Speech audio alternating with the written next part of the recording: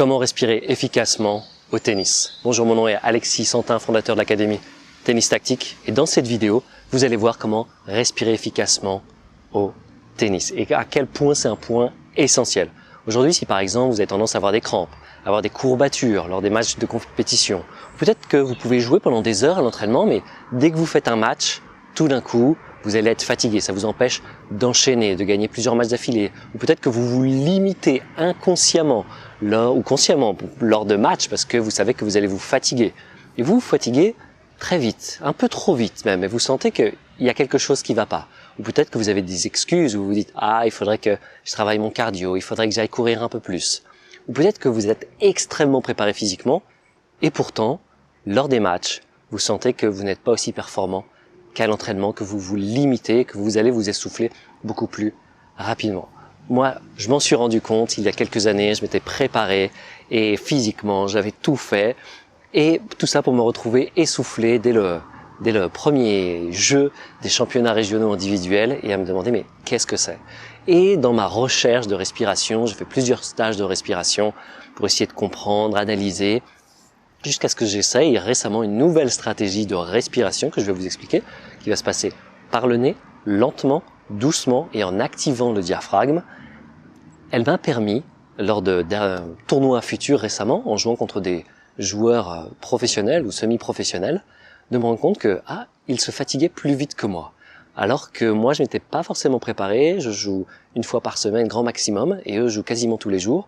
Et pourtant, avec cette nouvelle respiration, à la fin de longs échanges, je pouvais continuer à sourire lorsque eux étaient, par exemple, essoufflés. Alors, comment ça va se passer et qu'est-ce qui se passe dans la respiration? La respiration, c'est simple, c'est un processus qui se passe. Vous allez respirer par le nez. Donc l'idée, ça va être de respirer par le nez et lentement, ok? Et on va stopper toute respiration par la bouche et je vais vous expliquer pourquoi. Quand on respire par le nez, l'oxygène va dans les poumons. Ensuite, il va dans ce sang. Cet oxygène va dans le sang. Le problème, lorsqu'on respire beaucoup et par la bouche, par ça, on va éliminer beaucoup de CO2. Le problème, c'est que le corps a besoin de CO2 pour pouvoir transférer l'oxygène qu'il y a dans le sang aux organes, donc aux muscles, au cerveau, aux cellules. Il a besoin de ce CO2. Et si je commence à respirer par la bouche, et notamment avec le haut de la poitrine, que je n'active pas mon diaphragme, que je prends de trop grandes inspirations, et par la bouche, je vais très très vite être essoufflé. Il y a une phrase de Patrick McKeown, qui est l'auteur de Oxygen Advantage, et il fait vraiment cette annonce aux athlètes, la manière dont vous respirez en dehors de votre sport, c'est là qu'il y aura le plus d'efficacité pour être performant lors de vos matchs. Donc l'idée, ça va être d'apprendre à respirer en dehors du tennis, lorsque vous êtes en dehors du terrain. Donc, et de réguler ce CO2 pour pas en expulser tout le temps. Donc comment on va faire? Premièrement, on va observer. Je vous invite à observer votre respiration régulièrement. Là, en ce moment, vous regardez cette vidéo et regardez votre posture. Comment est-ce que vous êtes? Peut-être que vous êtes comme ça et peut-être que vous limitez votre respiration. Peut-être que vous avez juste le haut du corps qui s'active. Est-ce que votre diaphragme, votre ventre s'active lors de votre respiration? Observez ça, juste pour avoir un thème et savoir aujourd'hui comment est votre respiration. Et l'idée, c'est qu'on va commencer à observer ça dans la vie de tous les jours, à l'entraînement et en match. Comment m'est venu ça? C'était suite à une conversation avec Benoît Fouché, qui est un ancien joueur ATP et coach aujourd'hui que je vous invite à suivre. Et je lui dis, mais c'est quoi ce délire d'être essoufflé en match alors qu'à l'entraînement, je peux jouer des heures et tout va bien, je joue super bien, je frappe fort, etc. Et en match, je vais être essoufflé rapidement.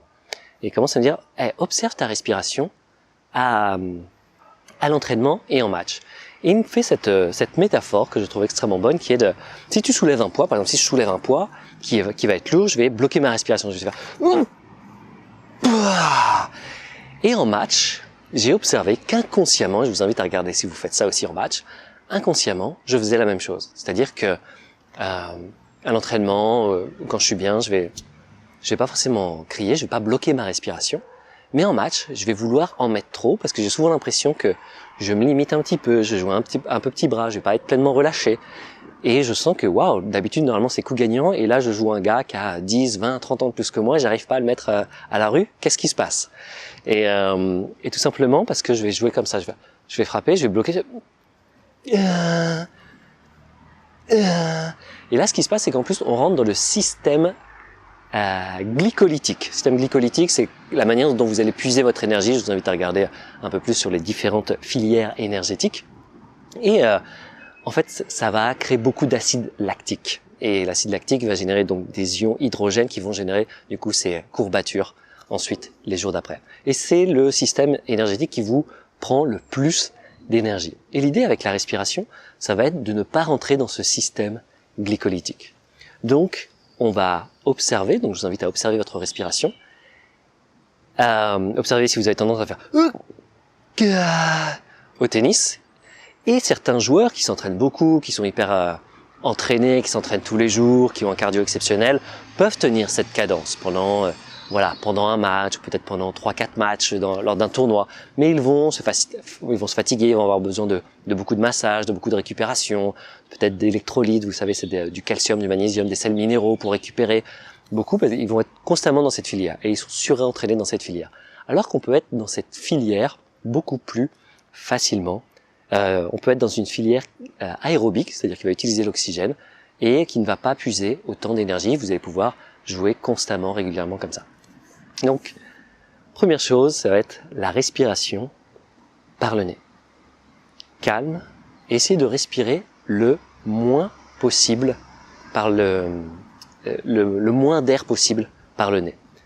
C'est-à-dire que vous allez respirer, vous allez pouvoir le faire avec moi,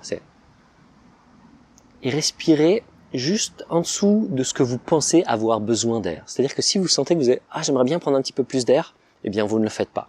Vous limitez votre inspiration. Et vous allez essayer d'activer le diaphragme. Ce que je vous invite à faire, je vais mettre en lien de cette vidéo différentes choses, mais il y a un massage ici à faire pour débloquer le diaphragme, de masser là juste sous les côtes pour débloquer. Et il y a vraiment deux types de respiration. J'ai fait deux choses. Il y a la respiration transformatrice, transformational breath, qui est une respiration par la bouche et sans pause et active, et on prend beaucoup d'oxygène, et là qui permet de libérer les émotions et libérer ce qui bloque, ce qui nous empêche de respirer dans le diaphragme. Par exemple, pour moi, avant, j'avais tendance à respirer juste dans le haut du corps et tout petit. Et au fur et à mesure, avec cette technique de respiration qui s'appelle transformational breath, respiration transformatrice, mais qui est par la bouche, j'ai pu débloquer. Et donc, je vous invite à faire ça, mais c'est avec des facilitateurs, des gens qui vont vous aider à le faire, qui vont appuyer sur certains points pour débloquer ces endroits qui sont bloqués en vous. Et donc ça permet de pouvoir avoir une respiration nasale beaucoup plus efficace. Ensuite, si vous ne faites pas tout de suite de respiration transformatrice par la bouche, en tout cas dans la vie de tous les jours, respirez constamment par le nez et observez votre respiration. Donc, respiration lente par le nez, légère, c'est-à-dire on va prendre le minimum d'oxygène, et je vous invite même à poser votre main, une ici et une juste au-dessus du nombril, et de commencer à respirer. Et de garder cette respiration tout le temps, durant les prochains jours. Il y a même quelque chose que je vous invite à faire, et si vous dormez mal, ça peut être quelque chose à faire, c'est de mettre du sparadrap sur votre bouche pour dormir, pour éviter de respirer par la bouche durant la nuit. Si vous aujourd'hui vous réveillez par exemple en étant fatigué, c'est un indice que vous respirez peut-être par la bouche durant la nuit. Et je sais que cette voie de la respiration, pour moi ça a été quelque chose de waouh, ça y est, j'ai trouvé le truc. Je m'étais entraîné pendant longtemps et je me disais waouh, comment ça se fait qu'en compétition j'arrive pas à bien respirer, j'étais essoufflé. J'ai même fait il y a quelques années, avant que je reprenne le tennis d'ailleurs, c'était une septoplastie, c'est-à-dire que j'ai refait ma cloison nasale parce que j'avais toujours des narines bouchées. Et pour les joueurs qui m'ont déjà joué ou qui me connaissent, m'ont déjà vu, j'ai toujours un mouchoir avec moi et j'ai toujours des allergies, quelque chose, je le nez rempli. Et en fait, cette respiration par le nez, au-delà de prendre soin de sa nutrition, cette respiration par le nez va aussi vous permettre d'éliminer et de respirer beaucoup plus facilement et d'être beaucoup moins bloqué par le nez. Et je vous invite d'abord à faire ça avant d'aller faire de la chirurgie pour débloquer votre nez comme j'ai pu le faire avant. Ça m'a aidé légèrement, mais ce qui a été le plus efficace, c'est ce qui est autour de la nutrition et cette respiration par le nez. Donc voilà, à partir de maintenant, je vous invite à respirer beaucoup moins, plus faiblement. Normalement, vous devez respirer 5 litres d'air par minute et 10 à 12 respirations par minute. Et en général, les gens vont respirer entre 17 et 20 respirations par minute et prendre jusqu'à 10 litres d'oxygène par minute, alors qu'il faudrait que ce soit 5 litres. Et cela, du coup, empêche, on expulse beaucoup trop de CO2 et en fait, on pense prendre beaucoup d'air, mais en fait, cet air, cet oxygène, on peut pas l'utiliser parce que on a besoin de CO2 pour pouvoir livrer cet oxygène aux muscles, aux organes, au cerveau. Donc je vous invite à faire ça. Cette vidéo fait vraiment partie de ce programme de préparation physique pour respirer comme un champion, de respiration pour le tennis, de préparation physique intelligente, de faire les choses qui auront une grande efficacité. Cette contrainte du cardio est prédominante et si vous voulez aller plus loin, je vous invite à vous enregistrer pour ce programme. Les premiers inscrits auront le bénéfice d'une réduction pour ce programme de préparation physique pour respirer comme un champion, préparation physique intelligente pour être vraiment en forme et pas arriver avec plein d'enthousiasme pour les compétitions et arriver le souffle coupé ou les jambes qui flagellent. Les jambes qui flagellent en général, c'est à cause du fait qu'on respire pas bien avec le diaphragme et en fait, voilà, les jambes vont flageller parce que l'oxygène va pas bien circuler et vous n'allez pas bien respirer tout simplement. Donc voilà, si vous avez des questions, n'hésitez pas aussi en commentaire. Il y a beaucoup d'éléments à dire sur la respiration que j'ai peut-être oublié, mais commencez déjà par ça. Respiration nasale, légère, en activant le diaphragme, en prenant un minimum d'oxygène. Et voilà, faites ça, observez votre respiration en match, à l'entraînement et dans la vie de tous les jours, parce que c'est dans la vie de tous les jours que cela aura le plus d'impact pour vos matchs et votre performance. Ça vous permettra d'éliminer les crampes, les courbatures et d'être pleinement serein pour vos prochains matchs. À très vite dans une prochaine vidéo dans le programme de préparation physique pour respirer comme un champion. Ciao.